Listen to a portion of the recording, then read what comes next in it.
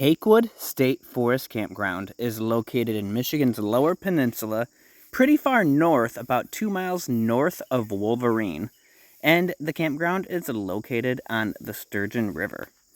If you're looking to do some trout fishing, this campground would be a great option because this part of the Sturgeon River is actually a blue ribbon trout stream, and it has excellent brown and rainbow trout fishing opportunities. And if you're looking to get some larger than average size fish, this is especially a good spot because supposedly there's some overflow of large fish from Burt Lake that go into the river here. While you cannot get a boat in the river in this location, you definitely could launch a canoe or kayak or put on a pair of waders and wade in the stream and fly fish. However, this is considered Michigan's fastest river, so definitely be aware of the current and make sure that you are cautious about drifting away. The campground here does have 18 campsites to offer. Several of them have a good view of the river, but not great access. As you can see, we're elevated a little ways up there in that view, and it'd be a little bit of a job to get down to the river. But as I walk along here through the campground, you'll also see that the lack of access to the river is offset by the great-looking campsites. Not all of them are super deep campsites. You can definitely do tents and small pop-up campers and trailers in all of them.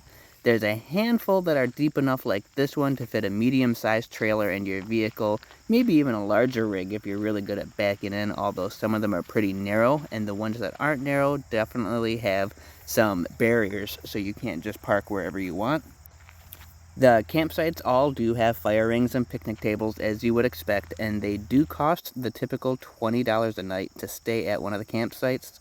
Maximum of 14 days, like always. It's a very quiet campground. As I walked through here, there was only a couple people, and you could see one of the rigs was a little bit bigger rig. They did have a generator there, and it was a super quiet generator, but the campground itself is nice and quiet. You don't get a lot of noise from the road or disturbance from anything nearby. One thing that you will notice is there is plenty of vegetation around the campground, and I'd imagine if you're here on the right time of year, the campground probably has quite a few mosquitoes. However, here in mid-June, I didn't have any problem with mosquitoes as I'm walking through the campground. Didn't really have any fly issues. It was actually just a really nice experience here. You can see there's a difference in some of the campsites here when it comes to the pad that you're going to park on. The last campsite there, it had a dirt and gravel pad, which is pretty common for just parking a pop-up camper or a trailer. The other campsite there had grass, which is great for throwing up a tent. They're all a little bit different, so at least it's not so cookie-cutter feeling, and you get the opportunity to really pick one you like. At the very end of the campground, you do have a very small parking spot. It might hold 4 vehicles comfortably, but that'd be a stretch. And from there, it's a very small walk down to the water. This is a quick look at the Sturgeon River. It's not great access. Like I said, you could maybe launch a canoe or a kayak from here. Good luck fighting the current to get back. You better have a plan to get picked up.